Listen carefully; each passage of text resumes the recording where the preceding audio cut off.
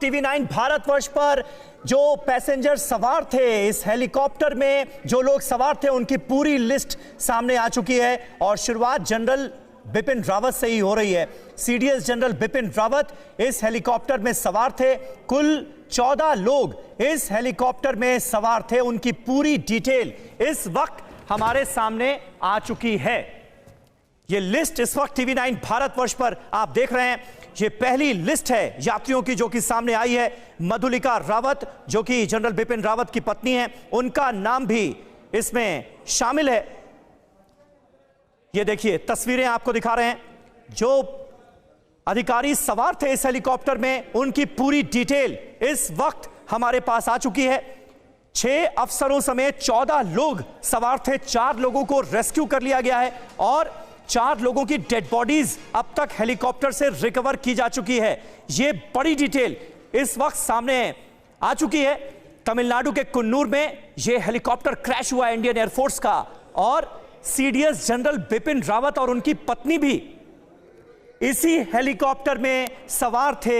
यह खबर भी अब कंफर्म हो चुकी है पूरी तरह से। बाकी जो लोग सवार थे, बाकी जो इंडियन एयरफोर्स के अधिकारी शामिल थे यात्रियों की लिस्ट में, उनके नाम भी इस वक्त हम आपको दिखा रहे हैं क्योंकि ये लिस्ट भी सामने आ गई है। TV9 भारतवर्ष पर आप ये लिस्ट देख सकते हैं।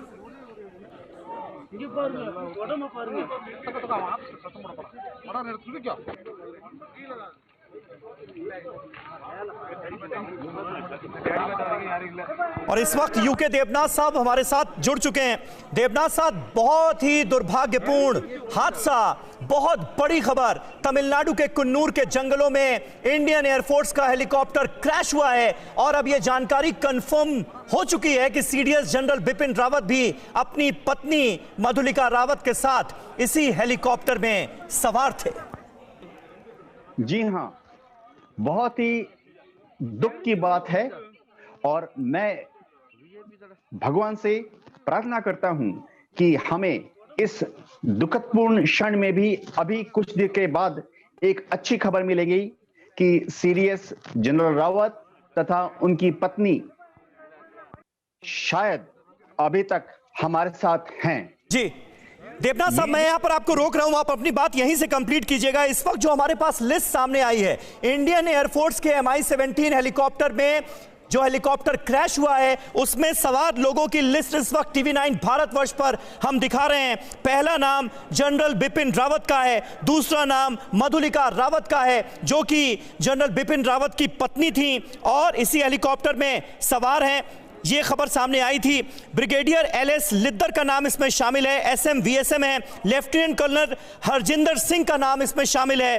5वें नंबर पर NK गुरुसेवक सिंह का नाम है। 6ठे नंबर पर NK जितेंद्र कुमार का नाम शामिल है। 7वें नंबर पर विवेक कुमार, 8वें नंबर पर BSI तेजा और 9वें नंबर पर HAV सतपाल का नाम शामिल है। ये लिस्ट इस वक्त TV9 भारतवर्ष पर हम दिखा रहे हैं। ये लिस्ट जारी की गई है।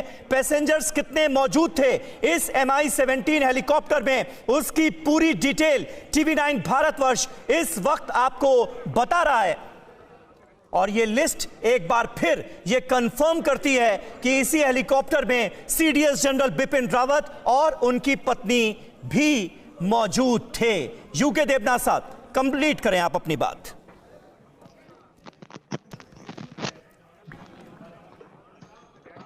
देखिए, जो MI-17 हेलीकॉप्टर है ये बहुत ही हाईली रिलायबल हेलीकॉप्टर है। इसमें 2 इंजन होते हैं और ये VIP स्क्वाड्रन को बिलोंग करता है। इसमें हाईली क्वालिफाइड पायलट्स, को पायलट्स एंड टेक्नीशियंस का योगदान रहता है। सब पायलट मास्टर ग्रीन होते हैं और उनकी 10 से 15 साल की ट्रेनिंग के बाद ही उनको इतने हाईली प्लेस्ड VVIPs के साथ फ्लाइंग करने की अनुमति दी जाती है।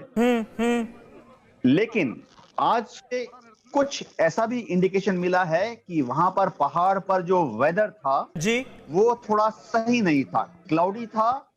हम बोलते हैं CTST यानी क्लाउड टचिंग हिल टॉप, ऐसा वेदर था। लेकिन ऐसे वेदर में भी हमारी एयरफोर्स के जो हाईली क्वालिफाइड पायलट्स हैं वो आसानी से अपने हेलीकॉप्टर को उड़ा सकते हैं। इसीलिए मेरे को लगता है कि आज के केस में वेदर जरा मार्जिनल था, लेकिन वेदर जो है वो एक कंट्रीब्यूटरी फैक्टर नहीं होना चाहिए। अच्छा, जहां तक इस हेलीकॉप्टर की बात है, ये बहुत ही हाईली रिलायबल हेलीकॉप्टर है। ना सिर्फ सीडीएस वरन एमओडी से डिफेंस मिनिस्टर और दूसरे मिनिस्ट्री से भी नहीं, यूके देवनाथ साहब, मुझे ये समझाइए कि एक तो MI-17 हेलीकॉप्टर जो है ये बड़ा शानदार हेलीकॉप्टर है, लेकिन टेक ऑफ से पहले कुछ परमिशंस तो ली जाती होंगी ना, वेदर क्लियरेंस तो होती होगी, तभी टेक ऑफ होता होगा। एब्सोल्युटली, आपने एकदम सही फरमाया। एक टेक ऑफ के पहले एक MI-17 जिसमें वीआईपी ट्रेवल कर रहे हैं, उसमें कम से कम 8 से 10 तरह की क्लियरेंसेस होती हैं, जिसमें security clearance, operational clearance, weather clearance, air defence clearance, FIC यानी फ्लाइट इंफॉर्मेशन क्लियरेंस। इसके अलावा जो लोकल पुलिस है, इंटेलिजेंस ब्यूरो है, लोकल स्टेट डिपार्टमेंट है, लोकल एनरूट पुलिस स्टेशन हैं, उनको भी इंफॉर्म किया जाता है कि एक हेलीकॉप्टर इस रूट से फलाने टाइम पर वीआईपीज को लेकर जाएगा। तो आप इसके बारे में कोई निष्पक्ष इंक्वायरी होगी। और एक चीज तो बहुत क्लियर है कि ऐसा हेलीकॉप्टर ऐसे मिशन पर बिना टेक्निकल क्लियरेंस के जाएगा नहीं। मैं आपको एयरफोर्स का जो बेस्ट टेक्निकली क्वालिफाइड क्रू होता है, उन्हीं को ऐसे हेलीकॉप्टर्स पर सर्विसिंग करने की अनुमति मिलती है।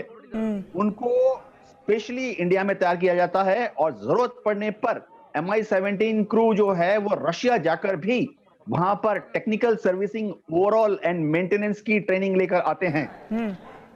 अभी जो इंक्वायरी ऑर्डर की गई है, बहुत जल्दी ही हमें उसकी प्रीलिमिनरी रिपोर्ट मिल जाएगी। बिल्कुल बिल्कुल मिल जाएगी सर, इसमें कोई शक नहीं है। लेकिन अभी जो प्रायोरिटी है, जो प्राथमिकता है, वो लोगों को बचाना है, क्योंकि तस्वीरें जो हैं वो भयावह हैं। तमिलनाडु के कुन्नूर के जंगलों में ये MI-17 हेलीकॉप्टर क्रैश हुआ है और इसमें जो लोग सवार थे उनकी लिस्ट भी इस वक्त TV9 भारतवर्ष पर हम आपको दिखा रहे हैं। लेकिन यह भी कंफर्म हो चुका है कि CDS जनरल बिपिन रावत और उनकी पत्नी भी इसी हेलीकॉप्टर में सवार थे। 9 लोग CDS रावत समेत कुल 9 लोग इस हेलीकॉप्टर में सवार थे। अब यह कंफर्म हो चुका है और साथ ही साथ यह जानकारी भी हमारे पास आई है कि 4 डेड बॉडीज को रिकवर किया जा चुका है और 4 लोगों को रेस्क्यू किया जा चुका है, जिन्हें अस्पताल में पहुंचा दिया गया है। कुल मिलाकर यह जानकारी हमारे सामने है। देवनाथ साहब, अब मुझे आप यह समझाइए, हमारे दर्शकों को यह समझाइए कि अगर टेक ऑफ के बाद यह पता चलता है कि आगे मौसम खराब है, तो किस तरह के इंतजाम होते हैं MI-17 हेलीकॉप्टर में बचने के लिए? जी हां, खराब मौसम में MI-17 खूब आसानी से नेविगेशन कर सकता है। हाँ, उसमें जो नेविगेशन संयंत्र लगे हुए हैं, उसके थ्रू पायलट्स को हमेशा यह पता लगता है कि उसकी ग्राउंड पोजीशन कहां पर है।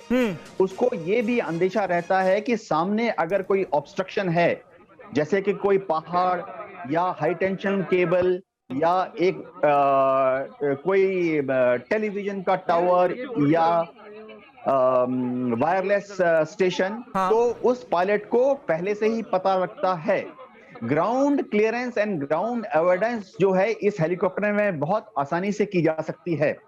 इस हेलीकॉप्टर में रेडियो ऑल्टीमीटर लगा हुआ है, जिससे कि पायलट को हमेशा हेलीकॉप्टर और नीचे की जो ग्राउंड है उसके बीच में जो डिफरेंस है वो रेडियो ऑल्टीमीटर से पता लग जाता है। मैं दर्शकों को बता दूं कि MI-17 में 2 तरह के ऑल्टीमीटर यानी ऊंचाई बताने वाले यंत्र होते हैं। एक तो है प्रेशर ऑल्टीमीटर, जिसमें कि जब हेलीकॉप्टर ऊपर जाता है या नीचे आता है तो जो वायुमंडल का प्रेशर है वो कम होता है या बढ़ता है। इस ऑल्टीमीटर यानी प्रेशर ऑल्टीमीटर की मदद से पायलट्स को हमेशा यह पता रहता है कि उसकी ऊंचाई सी लेवल यानी समुद्र की सतह से कितना ऊंचा है। दूसरी बात, MI-17 में रेडियो ऑल्टीमीटर लगा हुआ है। रेडियो ऑल्टीमीटर में क्या है कि एक डाउनवर्ड लुकिंग एंटेना होता है, जिससे कि रेडियो तरंगों को जमीन की तरफ फायर किया जाता है, इन्हें पेंसिल बीम, और वो जमीन से टकराकर वापस वर्टिकली अप आती है हेलीकॉप्टर से। इससे हेलीकॉप्टर की जो ऊंचाई है जमीन के ऊपर, सतह के ऊपर, हम बोलते हैं AOL, यानी अबव ऑब्स्ट्रक्शन लेवल, उसकी हाइट रेडियो अल्टीमीटर से पायलट को हमेशा वो जमीन से 50 मीटर एओएल है, 100 मीटर एओएल है या 200 मीटर जमीन से ऊपर है, पायलट को हमेशा पता लगता है। साथ में इस हेलीकॉप्टर में डायरेक्शन फाइंडर लगा हुआ है जो कि पायलट को कंटिन्यूअसली दिखाता है। बिल्कुल देवनाथ साहब, आप इतनी डिटेल में बता रहे हैं सारी टेक्निकलिटीज MI-17 हेलीकॉप्टर की, लेकिन ताज्जुब हमें यह हो रहा है कि इन तमाम खूबियों के बावजूद भी खराब मौसम की वजह से, अभी जो शुरुआती जानकारी के आधार पर हमारे पास जानकारी आ रही है वो तो यही है कि खराब मौसम की वजह से यह हेलीकॉप्टर जो है ये दुर्घटनाग्रस्त हो गया, क्रैश हो गया। और एक ताजा अपडेट और इस वक्त अपने दर्शकों को दे दें, हमें यह पता चल रहा है कि इस वक्त 6 एम्बुलेंस जो है वो स्पॉट पर यानी घटना स्थल पर प्रेजेंट है। ये इस वक्त हमारे पास जानकारी मिल रही है, क्योंकि अपने आप में ये खबर बहुत इंपॉर्टेंट है। 6 अफसर समेत कुल 9 लोग सवार थे, ये क्लियर हो चुका है। 4 लोगों के शव, 4 लोगों की डेड बॉडीज अब तक रिकवर की जा चुकी हैं, हमारे सोर्सेज हमें यह भी बता रहे हैं। और 4 लोगों को रेस्क्यू कर लिया गया है, बचा लिया गया है, जिन्हें अस्पताल में भर्ती कराया गया है। कुल मिलाकर ये जो घटना स्थल से ताजा जानकारियां हमारे पास आ रही हैं वो हम आपके सामने रख रहे हैं। ये देखिए, आपको तस्वीरें दिखा रहे हैं और इन तस्वीरों को देखने के बाद आपको यह पता चलेगा कि इस वक्त घटना स्थल पर आलम क्या है और कुन्नूर का यह इलाका कैसा है। कुन्नूर के घने जंगलों में यह हेलीकॉप्टर क्रैश हुआ है। और राहत की बात आप यह कह सकते हैं कि वेलिंगटन बेस, जहां पर घायलों को इलाज के लिए भर्ती कराया जा रहा है इस वक्त, वो बेस ज्यादा दूर नहीं है। यानी जिस जगह पर MI-17 हेलीकॉप्टर क्रैश हुआ है उससे ज्यादा दूरी नहीं है, 6-7 किलोमीटर दूरी। जो एक्सपर्ट्स हमारे हैं वो ये बता रहे हैं कि 6-7 किलोमीटर की दूरी है वेलिंगटन बेस की इस जगह से। इसलिए मुमकिन है, हम ये कम से कम उम्मीद करते हैं, दुआ करते हैं कि जल्द से जल्द घायलों को अस्पताल पहुंचाया जा सकेगा और उनकी जान बचाई जा सकेगी। यूके देवनाथ साहब हमारे साथ मौजूद हैं। देवनाथ साहब, इस इलाके से क्या आप भी वाकिफ हैं? जी हां, मैं आपको बता दूं कि वेलिंगटन में हमारा ट्राई सर्विस यानी आर्मी, नेवी, एयरफोर्स तीनों का ही कंबाइंड स्टाफ कॉलेज है। आर्मी, नेवी, एयरफोर्स के जो पदाधिकारी हैं, जो मिडिल रैंकिंग ऑफिसर्स हैं, उनकी ट्रेनिंग यहां पर 1 साल के लिए होती है और यहां पर उनको हायर कमांड यानी भविष्य में जब वो एक दिन एक बड़े अफसर बनेंगे और बड़ी फॉर्मेशन को कमांड करेंगे, उसके लिए तैयार किया जाता है।